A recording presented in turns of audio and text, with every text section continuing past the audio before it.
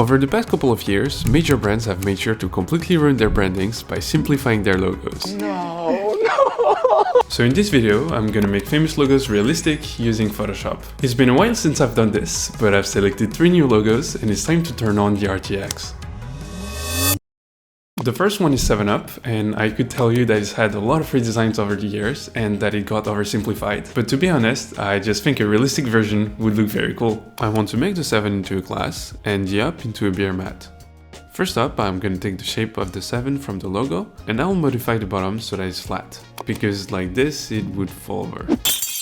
Let's use the background of this image and I'll just quickly expand it. Since it's a glass of 7UP, we should be able to see the drink level, and originally I wanted to roughly mask it out, but of course it's not that easy. So instead I duplicated a part of the water level and gave it puppet warp so that they match perfectly. Then I faded the edges, and it might not look like much right now, but if we add the glass texture behind it, it looks pretty okay. Then I want to make the top of the glass. And we should be able to do this with a puppet warp once again. It's taking a while, but I think it will look good.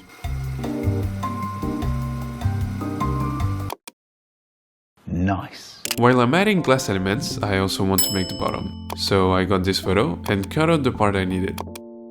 And right now you're probably thinking, what the heck? But if I warp it and take the saturation out... Nice job, team. Notice how the glass gets darker towards the edges?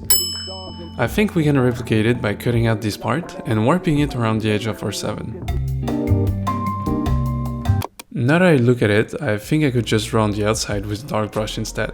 Same results, low efforts. Anyway, the water doesn't really look like 7UP. It has basically no texture. So to add some bubbles, I cut out part of this photo and applied it as overlay. It looks okay. That was a lie. I thought I could use the cloning stamp instead, but it doesn't look so good. It, that's a problem for future Hugo. Moving on, I think adding some color might help, and for more detail, I'll cut out the orange slice from the same photo I stole everything from, and since it has the water level built in, it's super easy to blend it with the rest. I'll just lift up the blacks and add a slight green tint. Let's address the bubble problem. I'll add this overlay, and mask the bubble dark clipping the edges. Woo!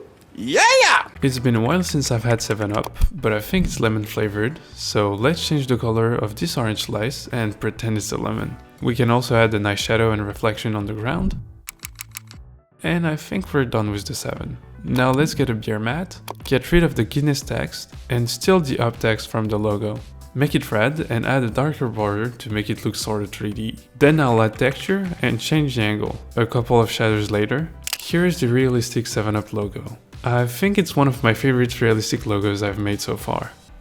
The next design is the one we've all been waiting for. You saw it on the thumbnail, Burger King. That's one of the designs I ruled out in the previous video, but now I have a good idea of how I want it to look. So I started by importing the logo as reference, and then I imported the bottom bun, and I warped it in order to roughly match the logo, while still trying to keep some perspective. For the top bun, I cut it out from Nice Photo, and gave it a warp as well. At this point, I should probably rename this video Warping Stuff in Photoshop for 6 minutes straight. There's an obvious problem with these buns.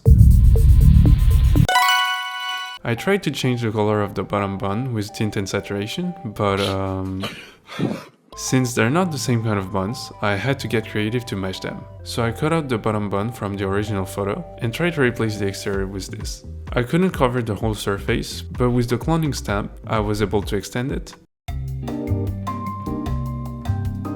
And with a simple mask and some warping, it looks pretty okay. Nice job, team. Let's say I made the letters out of burger patty. It would look good facing the logo, but on the side it would be bun, patty, patty, bun. Just like these cami sandwiches.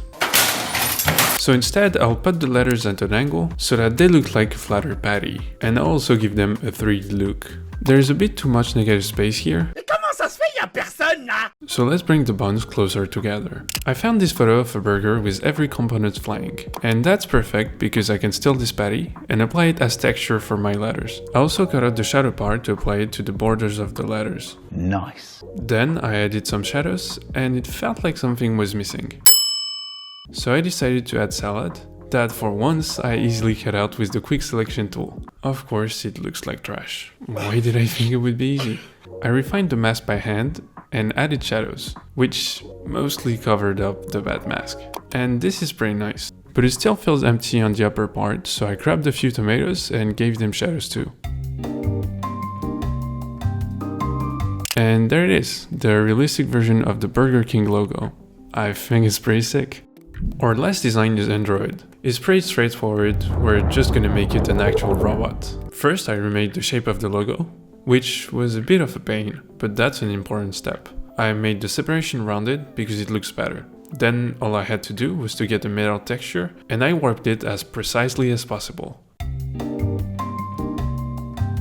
It looks pretty nice right off the bat, but I still added some highlights and shadows. I added some eyes and gave them proper lighting, warped the same texture on the body, and gave the gap a nice little light reminiscent of the eyes. For the legs, I got the same asset as for Bender in one of my previous videos, but I had to make them straight and it wasn't super easy. That is a little zesty. Anyway, I gave him some sort of food and duplicated the whole thing. Then I thought the arms might need some refining on the shape as well, so I made the edge facing him flat. I used the same technique as for the leg, and with some lighting it looks pretty nice. I also wanted to add magnets that would keep the arms connected even with the cap. Nice job, team.